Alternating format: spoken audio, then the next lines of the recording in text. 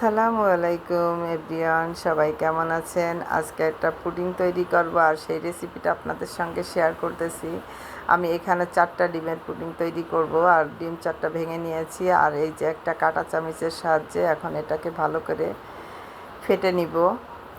তো ভালো করে মিশিয়ে নিচ্ছি। মিশিয়ে নেওয়ার পরে এখন আমি চিনি দিয়ে দেবো আর এখানে চিনিটা নিয়েছি হাফ কাপের চেয়েও কম, কারণ 4টা ডিমে এর থেকে বেশি মিষ্টি দিলে ভালো লাগবে না। তো দেখেন ভালো করে মিশিয়ে নেওয়ার পরে এখন দিয়ে দেবো ভ্যানিলা এসেন্স। আর ভ্যানিলা এসেন্সটা দিলে হবে কি, আপনার ডিমের যে একটা গন্ধ থাকে গন্ধটা থাকবে না। এখন আগে থেকে জাল করে নিয়ে কুসুম গরম দুধ দিয়ে দিব আমি। এখানে দুধটা লাগছে আমার 1 গ্লাস থেকে একটু কম পরিমাণে নিয়েছি, আপনারা দেখে বুঝে নেবেন। আমি এখন প্রথমে অর্ধেকটা দুধ দিয়ে মিশিয়ে নিলাম, এখন বাকি অর্ধেকটা দিয়ে মিশিয়ে নিব। স্টেপ বাই স্টেপ আপনারা দেখে বুঝে নেবেন। তো মিশানোটা ভালো করে মিশাতে হবে। আর এখন দিয়ে দিচ্ছি কর্নফ্লাওয়ার 1 চামচ, এটাও ভালো করে আমি মিশিয়ে নিব। তো দেখেন কত সুন্দর মিশ্রণ হয়ে গেছে। তো এখন আমি চলে আসলাম চুলায়, আর চুলায় আমি এখন একটা ক্যারামেল তৈরি করে নিব।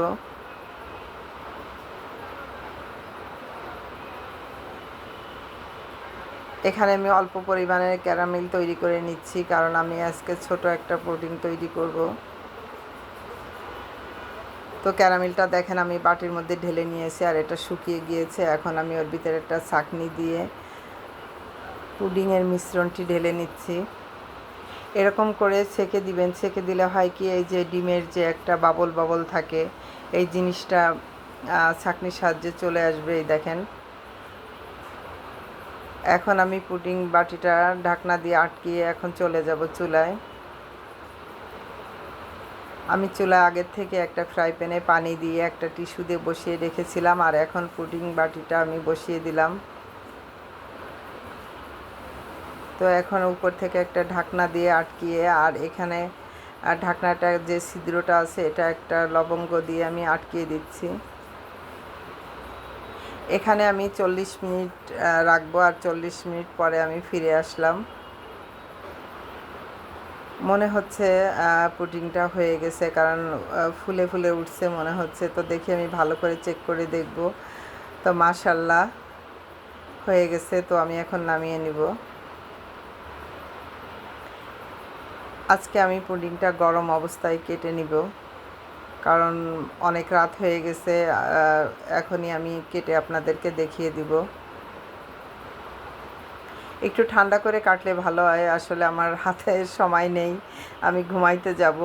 তো এখন আমি দেখেন উল্টায় নিয়েছি একটা প্লেট দিয়ে, আর এখন আমি এটাকে খুলবো। তা প্রচুর পরিমাণের গরম ছিল, আমি একদমই ধরতে পারতেছিলাম না। তো দেখা যাক আল্লাহ ভরসা। মাশাআল্লাহ দেখেন পুডিংটা ভাঙি নেই, একদম পারফেক্টভাবে হয়েছে। তো এই পুডিং এরকম বাসায় আমার রেসিপি দেখে যদি আপনারা তৈরি করেন একদম এরকমই হবে। সাইডটা দেখেন কতটা মোটা হয়েছে। এখন আমি একটা কেটে আপনাদেরকে দেখিয়ে দিচ্ছি কতটা সুন্দর হয়েছে আর কতটা ইয়ামি হয়েছে। তো আলহামদুলিল্লাহ, এখন আমি একটা খেয়ে আপনাদেরকে বলবো কেমন হয়েছে। গাইস, পুডিং তৈরি করলাম, আর যদি আপনাদেরকে না খেয়ে বলি কেমন হয়েছে তাহলে আপনারা বুঝবেন কী করে। তো আমি এখন খেয়ে আপনাদের বলবো কেমন হয়েছে। আপনাদের খাওয়াইতে পারতেছি না, দুঃখিত। তো আমার ভিডিও দেখতে থাকুন, বাসায় দাওয়াত করে এনে বানায় খাওয়াবো ইনশাল্লাহ। এই পুডিং খেতে মানুষ আগারগাঁও যে লাইন লাগায়, কি দরকার আছে ভাই? আমি আজকে রেসিপি দিয়ে দিলাম। যে সব আপুরা বানাইতে পারেন না তারা বসে আমার রেসিপি দেখে বানিয়ে নেবেন, একদম পারফেক্ট পুডিং হবে। আর যেসব ভাইয়ারা একটু রান্নাঘরে যাওয়ার অভ্যাস আছে তারাও ঠিক আমার রেসিপিটা ফলো করে তৈরি করবেন, তাহলে এত কষ্ট করে আগারগাঁও গিয়ে আর খাওয়া লাগবে না লাইন ধরে। তো আপনাদের এই কষ্টের কারণে আজকে আমি পুডিং বাসায় তৈরি করে দেখালাম, একদম পারফেক্ট আপনাদের কি বলবো, দেখেন কোথাও কোনো ইয়া নাই, খুবই সুন্দর হয়েছে। তো একটু খেয়ে বলি বিসমিল্লাহ। মুখে দেওয়ার সঙ্গে সঙ্গে একদম মিলিয়ে যাচ্ছে, মিষ্টিটাও একদম পারফেক্ট হয়েছে, মানে একদম কম মিষ্টিও না, একদম বেশি মিষ্টিও না, মাঝামাঝি আছে। বাসার সবাই ঘুমোচ্ছে, সব ঘুম। কারণ আমার রেসিপিগুলো গাইস আমি বেশিরভাগ টাইমে রাতের বেলায় করি, কারণ আমার বিজনেস আছে, বিজনেস থেকে এসে তারপর আমি আমার রেসিপিগুলো বানাই, আপনাদের সঙ্গে শেয়ার করি এত কষ্ট করে, তারপর আপনারা লাইক কমেন্ট করেন না। তো সবাই ভালো থাকবেন, আল্লাহ হাফেজ।